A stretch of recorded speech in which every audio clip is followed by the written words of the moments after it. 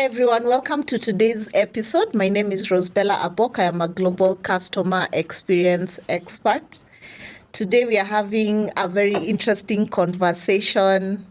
I met Esther just a few weeks ago, and we're going to be talking more about mentorship.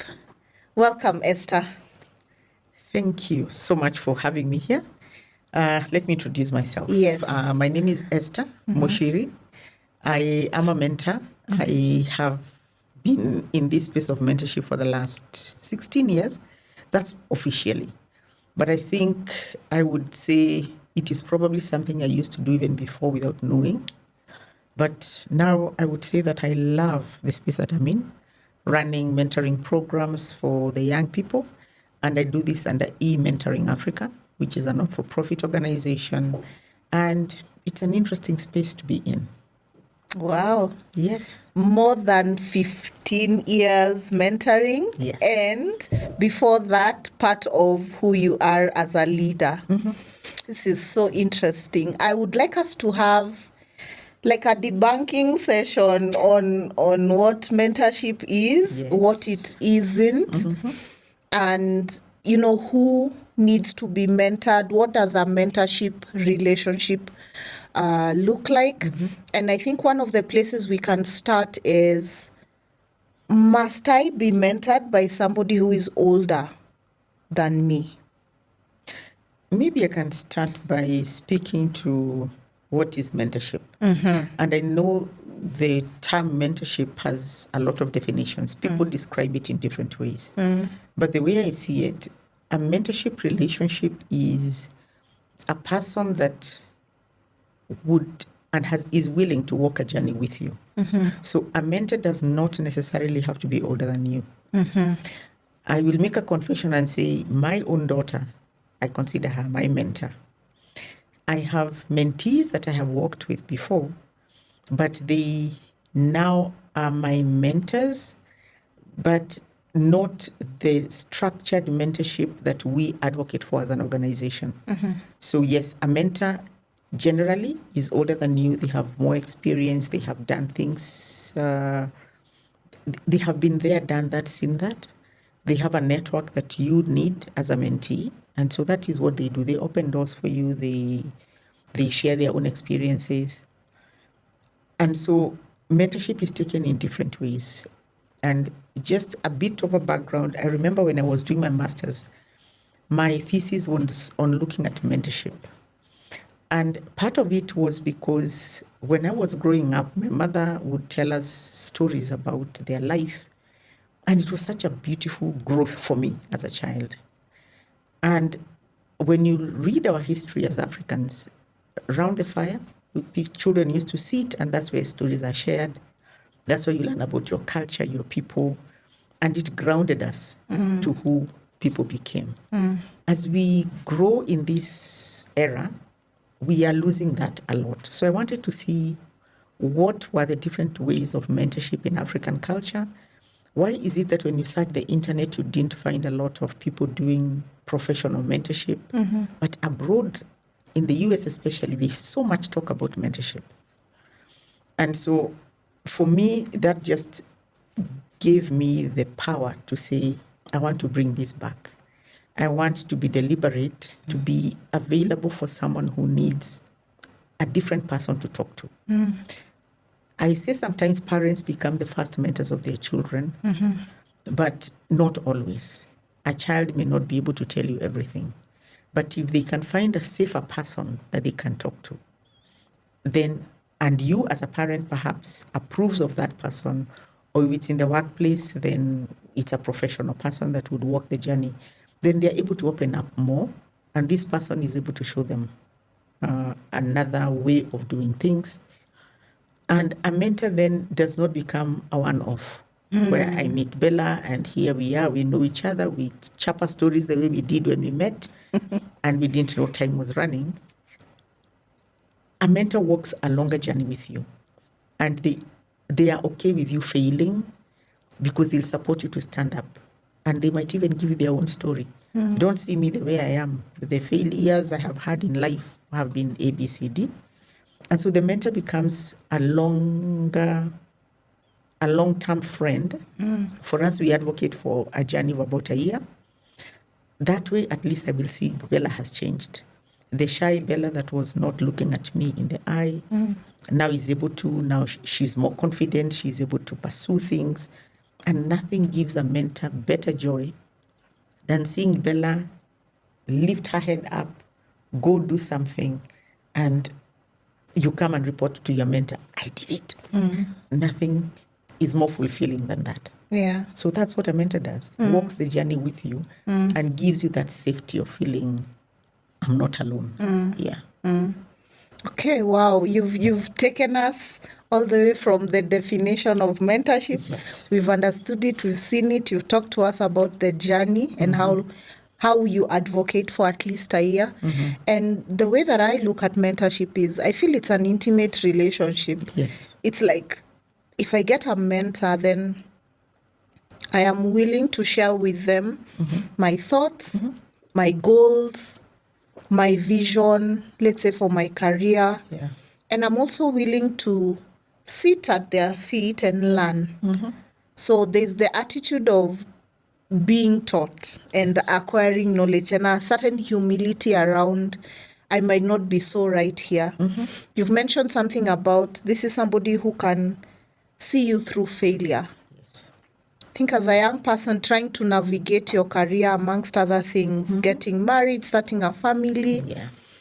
it's very important to actually identify someone who, like you said, has been there, has done that, has seen it. And so there's this other aspect about, something that we may need to clarify is the difference between mentorship and inspired monitoring from afar. Let me call it that. You're inspired by someone and what they do. Are they necessarily your mentor? And then there's the aspect about coaching, right? And I think sometimes those lines can get blurred because of the nature of the relationship between a mentor and a coach. And maybe to also introduce another part. So now there's inspired looking from afar, there is coaching, and then there's therapy. So, if you start to rely on your mentor as your advisor to a certain extent, they are not your therapist. Are they your coach?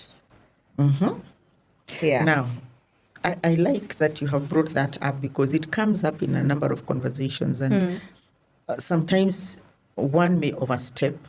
Even as a mentor, you can overstep and start playing a role that is not your role.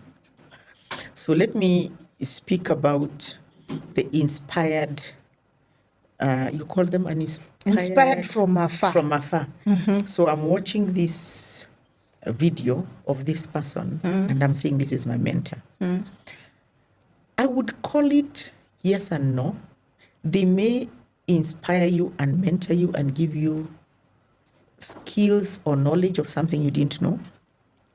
But if you have no access to them, to ask them questions, to clarify, then how are they your mentor? A mentor is a person you need to have a conversation with. I can call you and we can plan, let's meet on a certain day and sit. What is it that you want us to cover? And we will talk about it.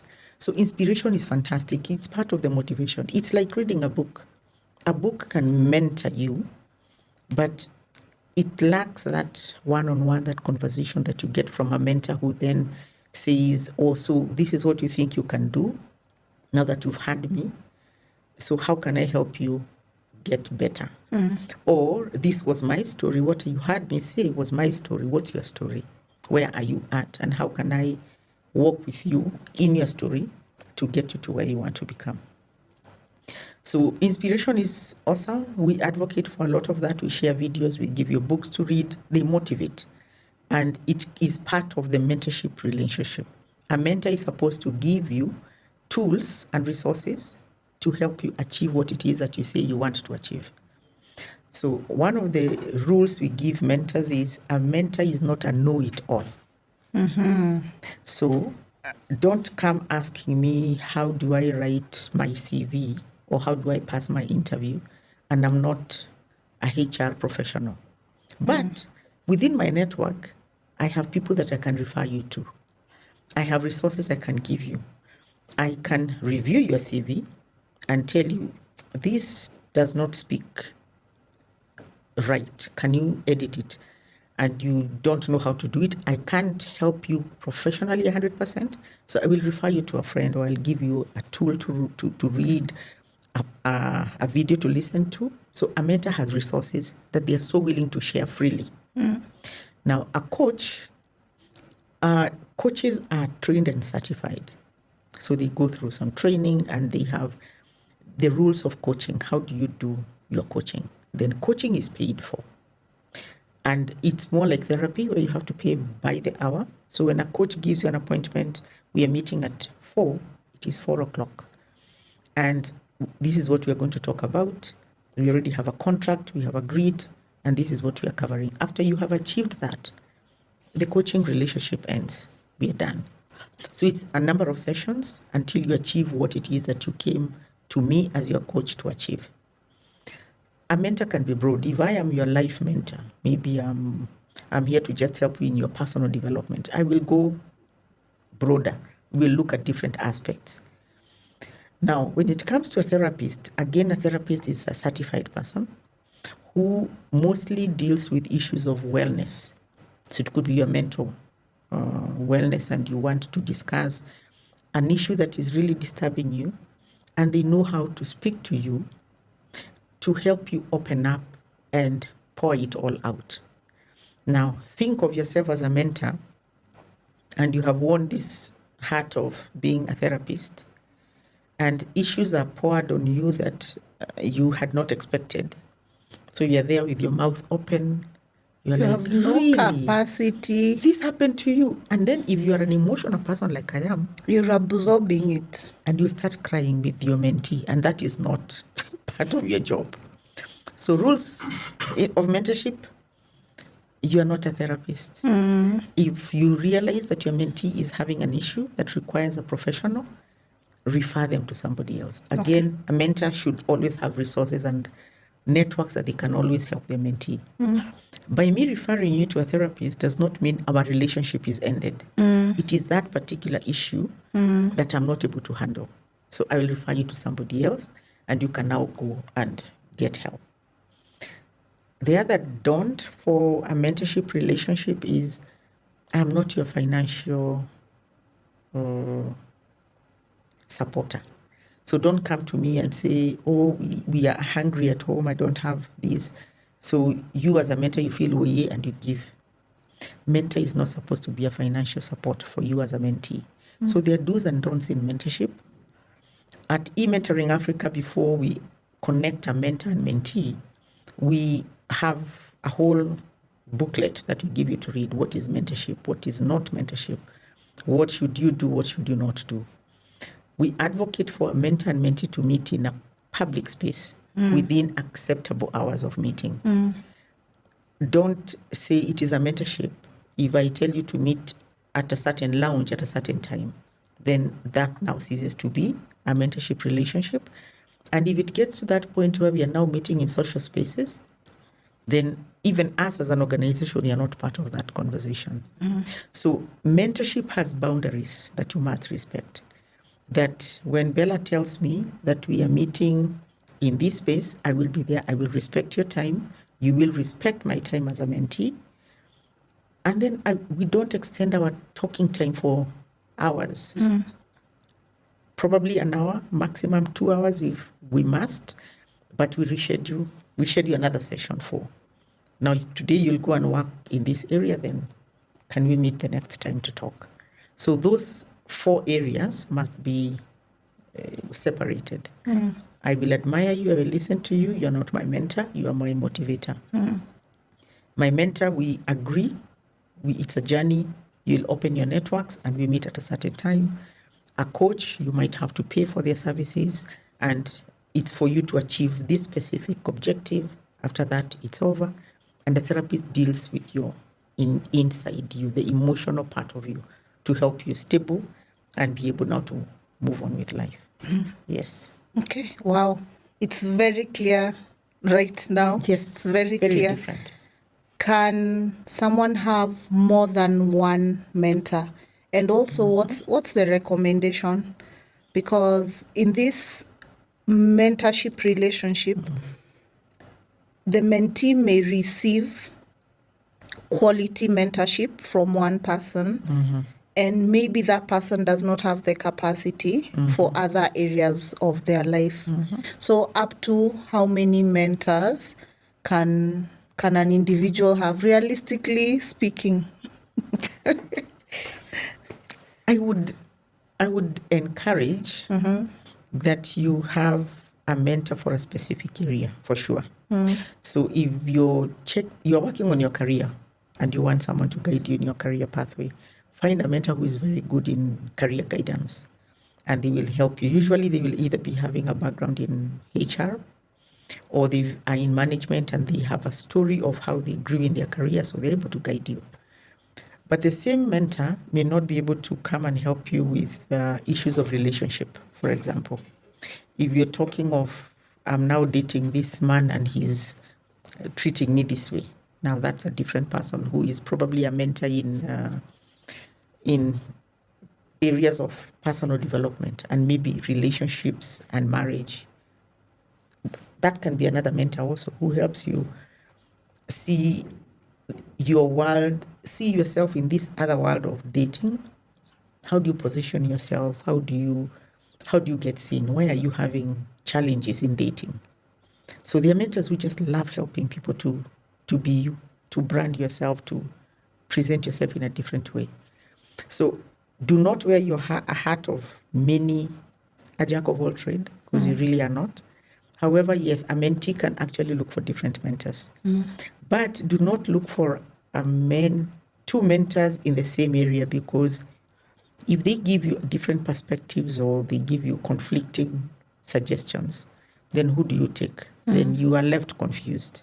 So be very clear when you're looking for a mentor, what area you want this mentor to mentor you in, so that you don't also get confused, and you also don't become a person that is perpetually relying on mentors to help you make decisions. To give you direction in life. Can you also start thinking for yourself and take action? Because mentors also get tired. And I'm speaking that, now this I'm saying as a mentor who has been there for years, you get tired. Because you've been telling this mentee to do this and this and this.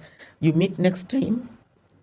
No, I didn't because, and you're giving excuses. So mentors get tired.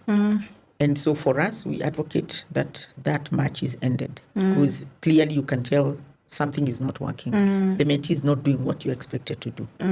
So show progress. Let your mentor be proud of your growth, so that they learn from you as well. Now, when we were having other conversation, you asked about issues of reverse mentorship. Reverse mentorship.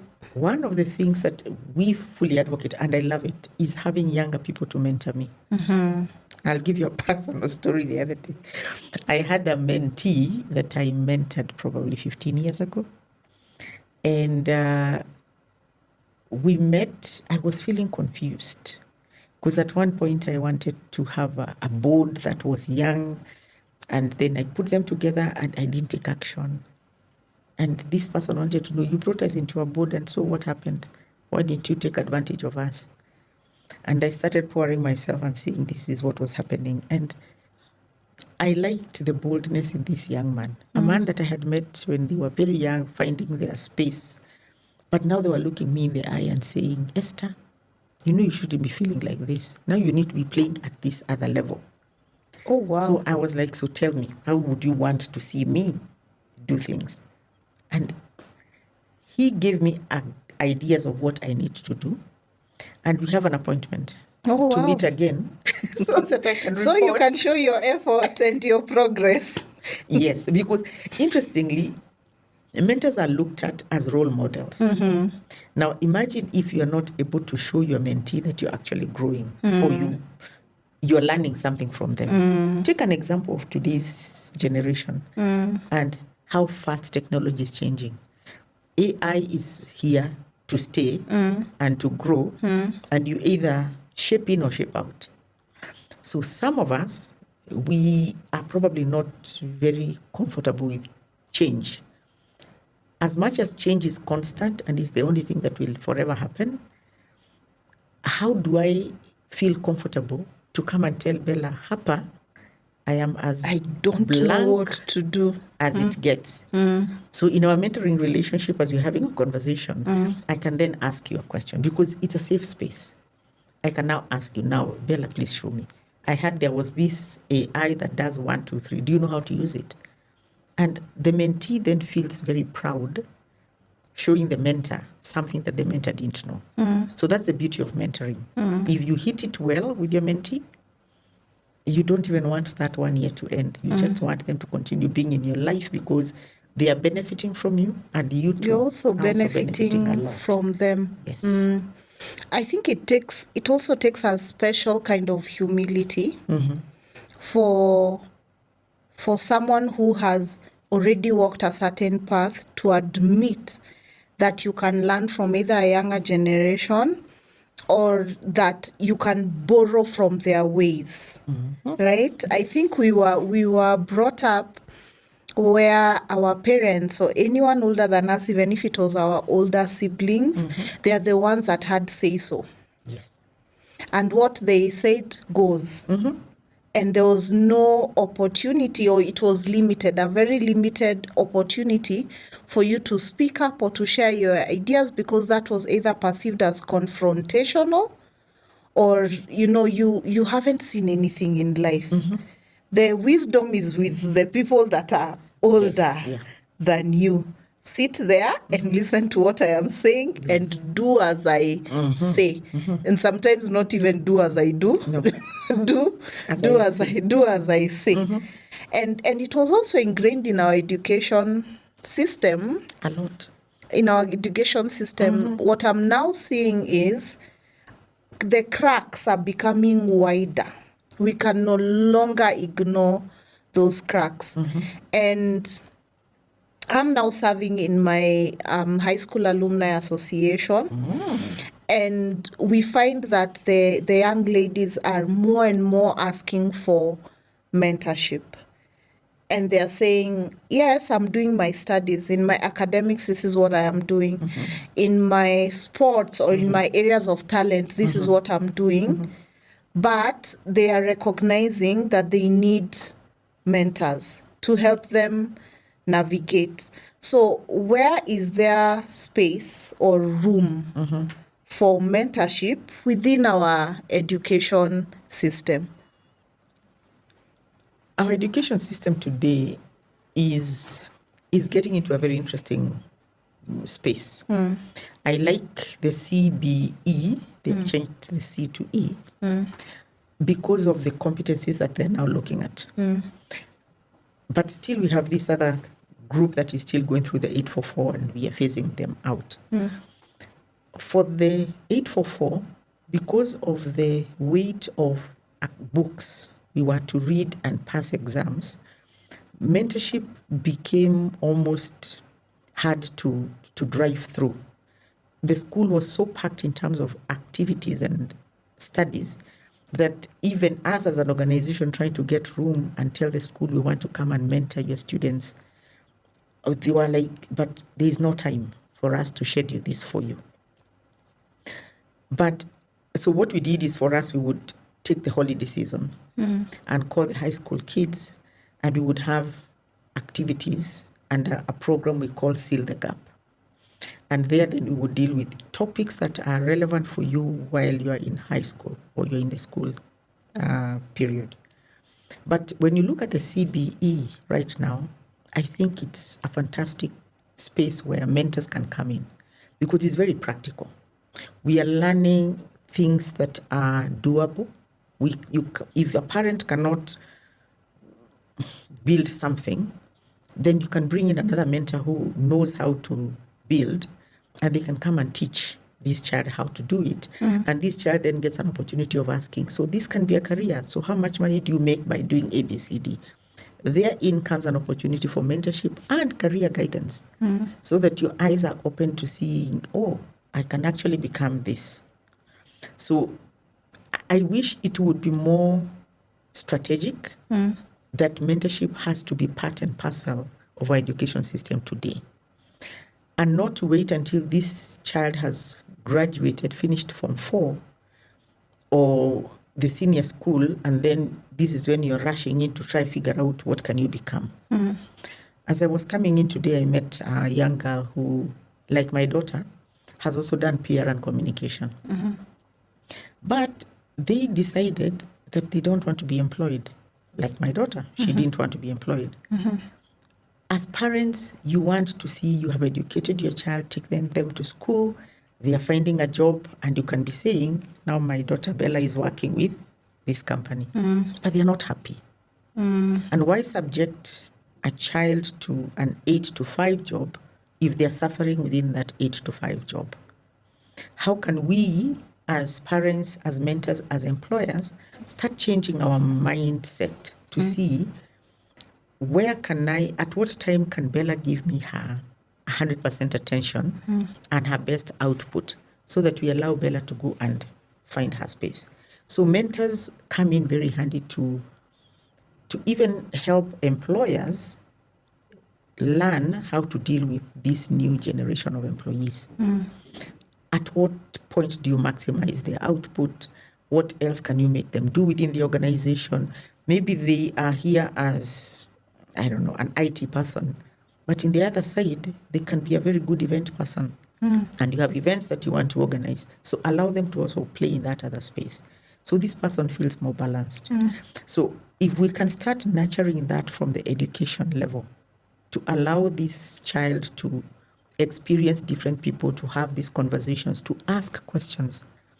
What I like about this curriculum now is it allows you to ask questions, the why.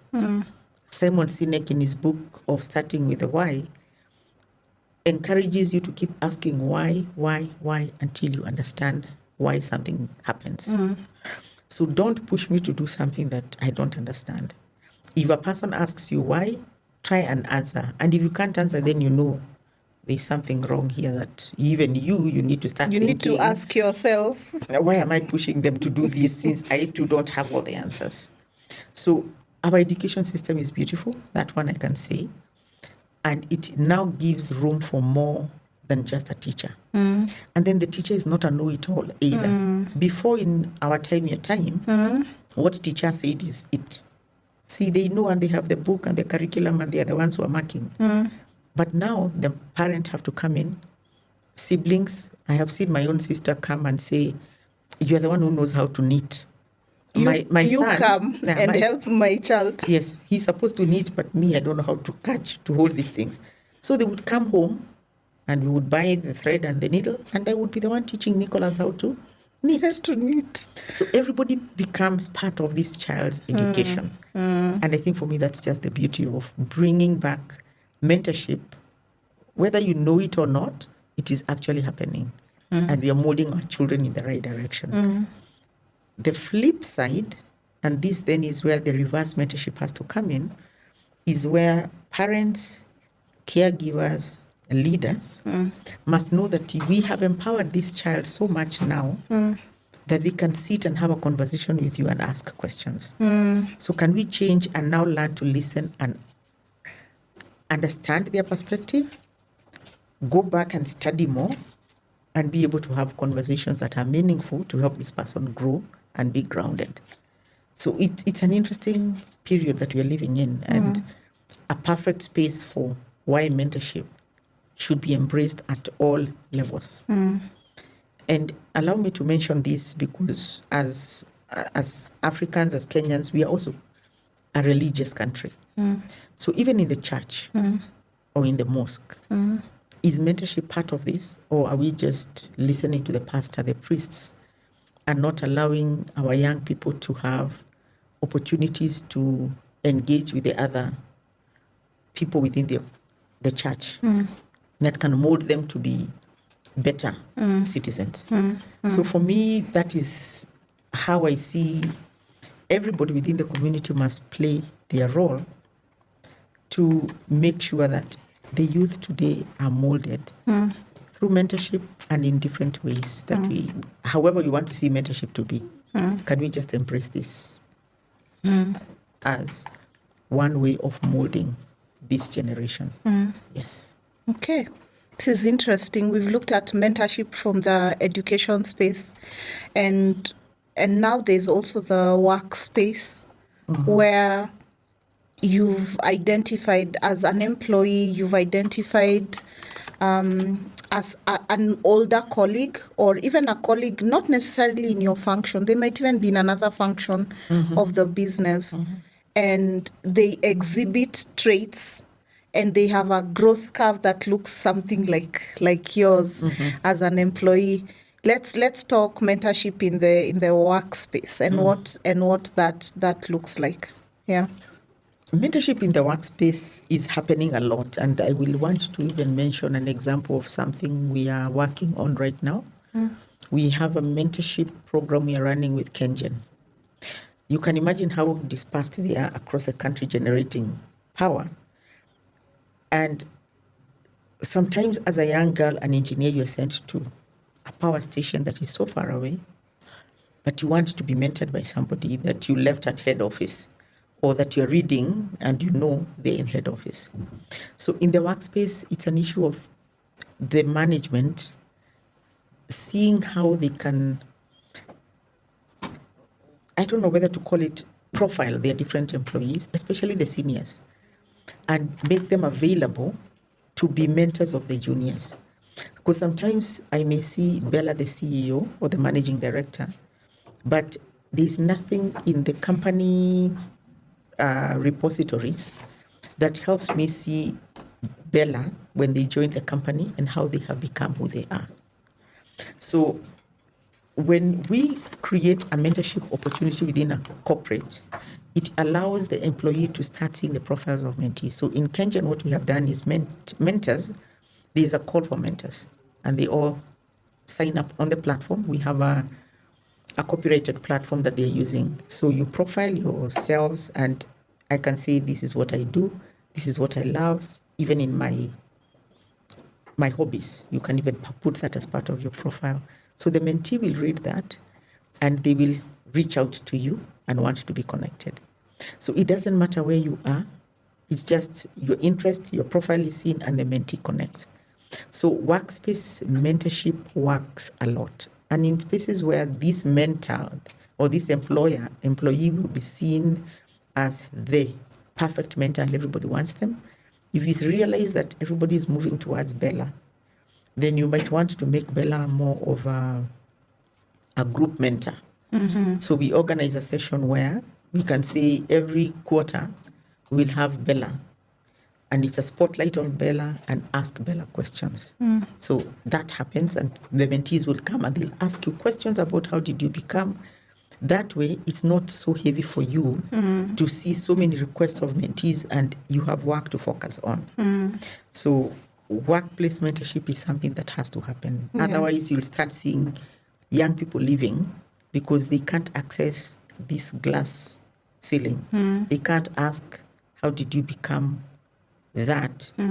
Especially when they see you've been in this company for 20 years. Did you come as the manager?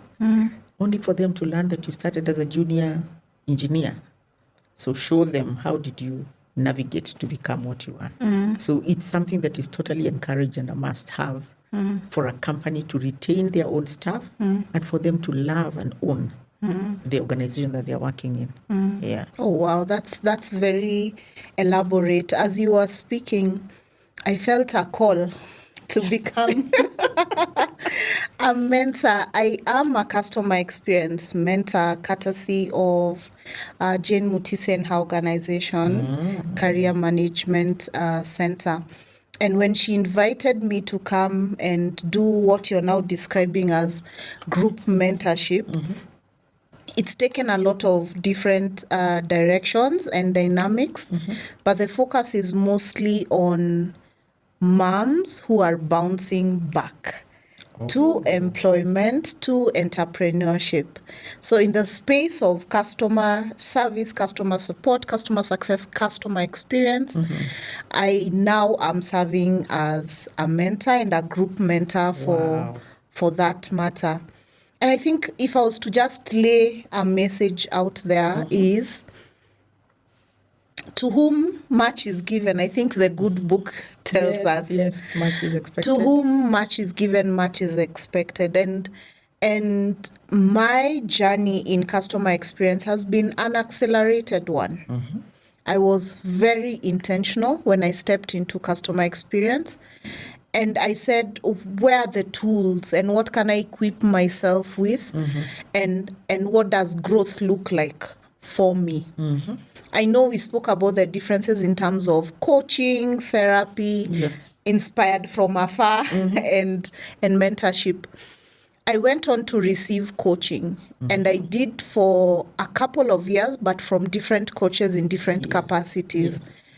And I went through a specific journey. I remember when I was navigating to where I now serve an organization where I had set goals, and the coach said to me, these are exemplary goals for someone else.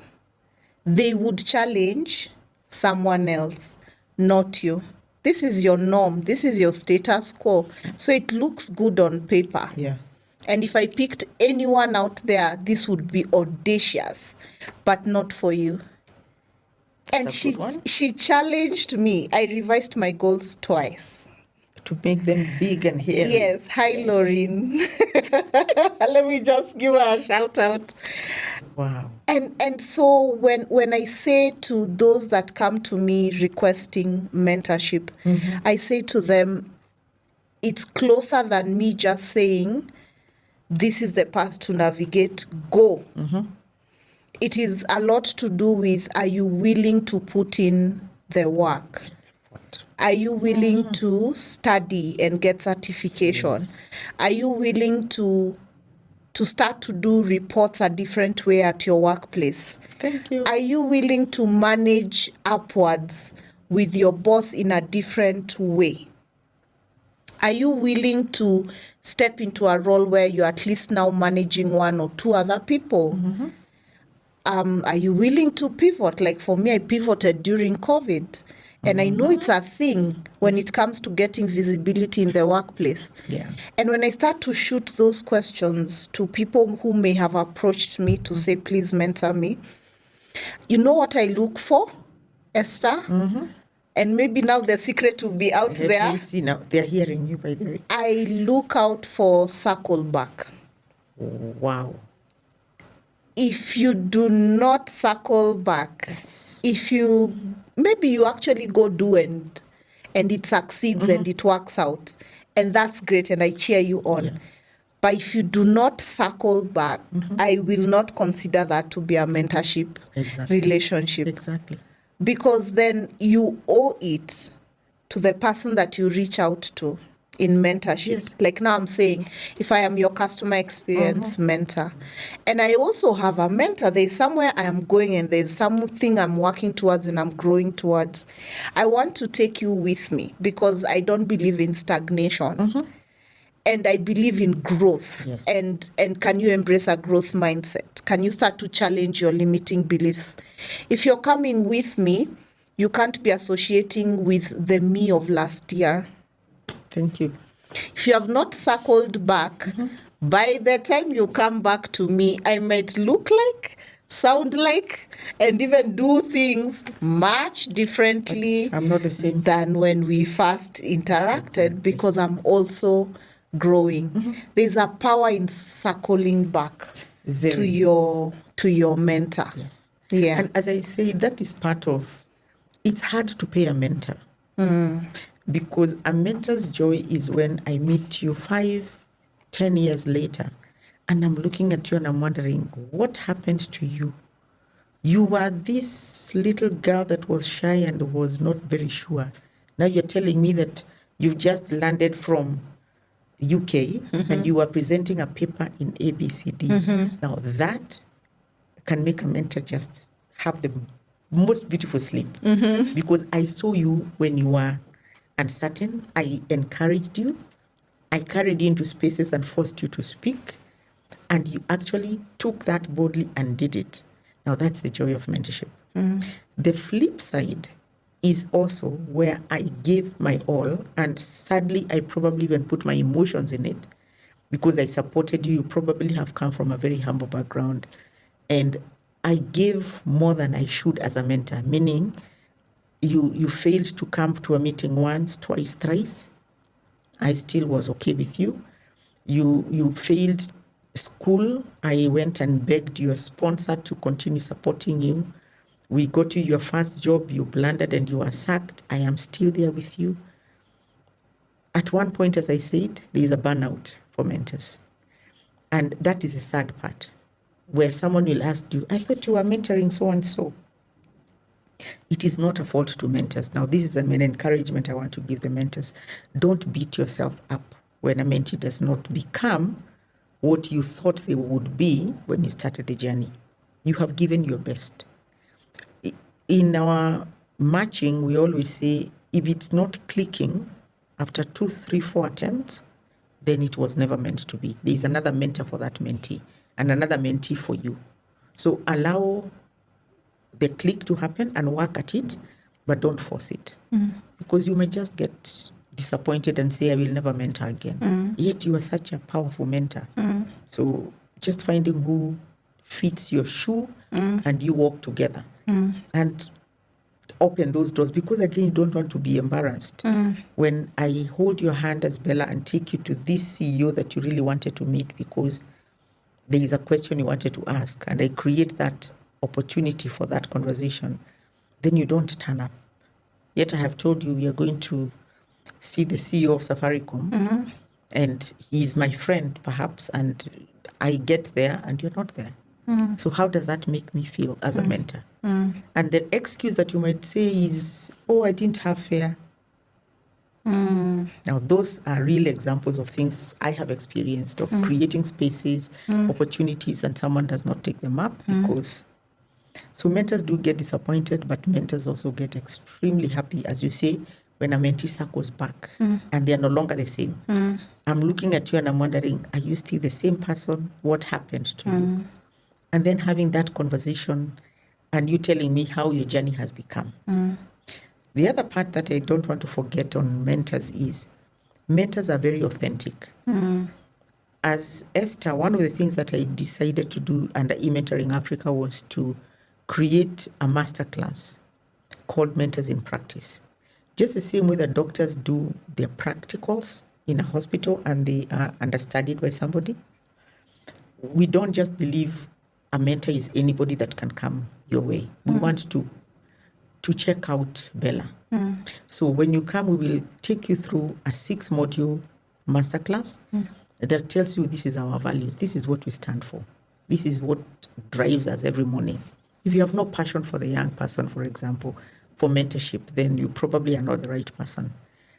But the whole purpose of doing the MIP for us is so that we can have these authentic mentors that are giving of themselves. And so mentorship is not just for anybody. Be very clear that you want to be bare to somebody, to be authentic, because right now, the way you're dressed and I'm dressed, you can't tell that maybe I have a scar right here. But when you see my scar, you'll ask me, oh, what happened? And I'll tell you, I got hurt, I had an accident, this and this happened. But it's not painful, but it's a scar and it's very visible.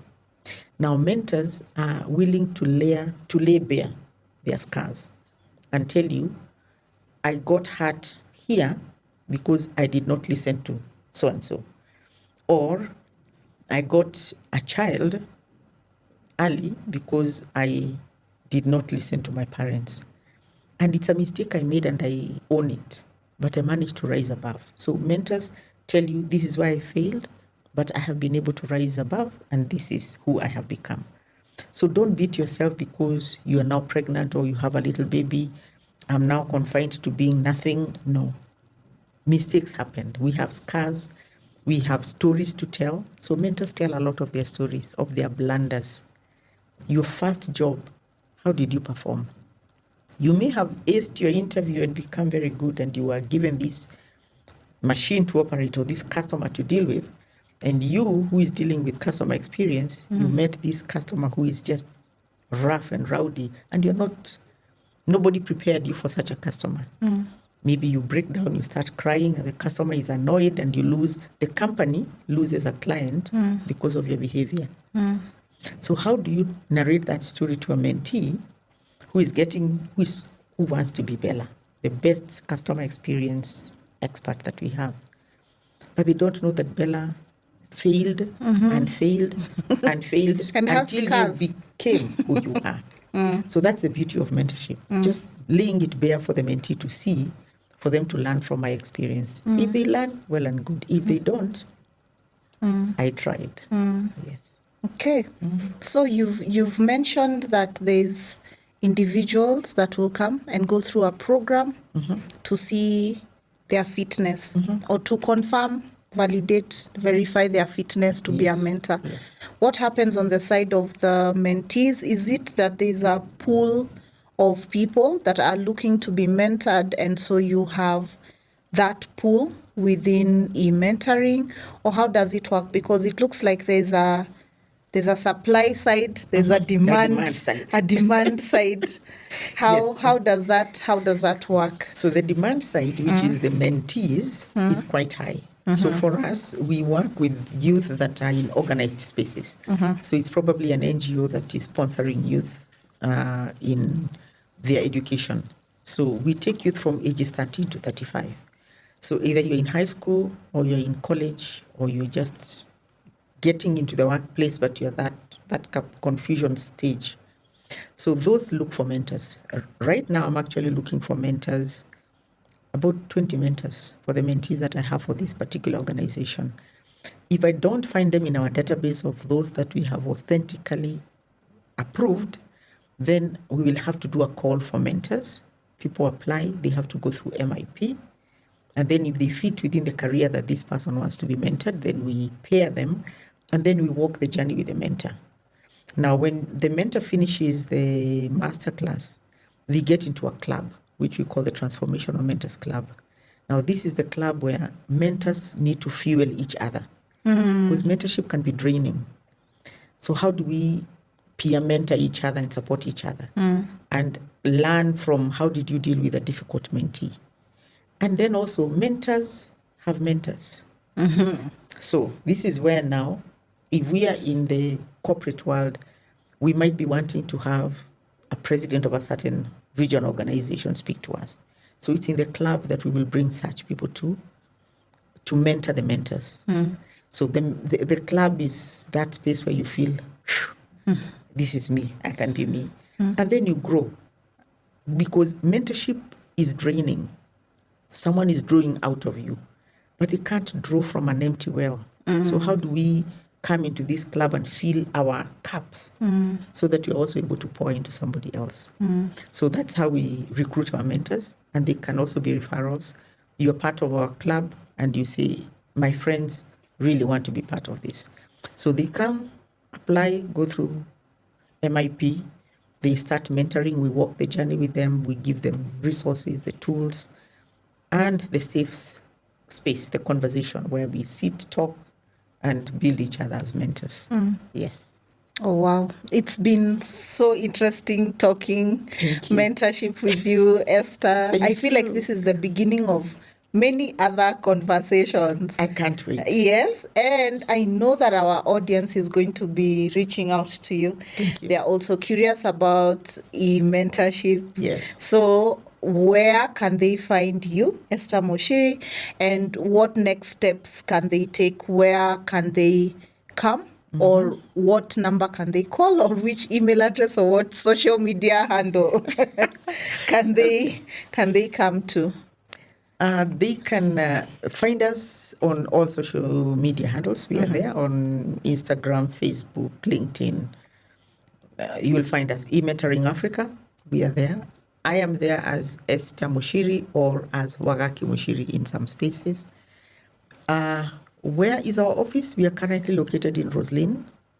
However, we call ourselves an e-organization. We go where the young people are. And so you can reach out to us via email. Our email is info@ementoringafrica.or.ke. I will get that, or you can write to the CEO. That comes directly to me, ceo@ementoringafrica.or.ke. And we will be more than happy to walk the journey, either as a mentor or a mentee. You can never have enough of mentors. And you can imagine we are in Nairobi, but we have 47 counties. We have Africa. Remember, we are e-mentoring Africa. Our vision is how do we together mentor the young people. Allow me to close with this, because this is what I say. I'm a champion of mentorship. And I say that if only mentors can give 1% of their time to mentor somebody. 1% of your time, Bella, is only 14 minutes and 40 seconds per day. Wow. What if you give that to your child? Deliberate, do nothing, put your phone aside, just sit, give 1% of your time to a mentee and talk to them. If 14, you can split it among different, fine, but deliberately create time to listen, to mentor, to share what you have. So I'm a 1% for change mentor. I advocate for mentorship. Nobody should say they have no time. We all have 24 hours, and you can spare 1% of your time to give to young people. And that's my parting shot for today. Oh, wow. Thank you. Thank you. Thank you, Esther. And for our audience, I hope you've enjoyed the conversation today. We're looking forward to your comments, your likes, your follows, your shares. And we're also looking forward to Esther circling back to us to say that was an exciting interview, and a few people have reached out. A couple of people will be mentors and a couple of people will be mentees. Until next time, I'm saying thank you to Steve for the platform that is SOP Podcast. Have a nice one. Bye.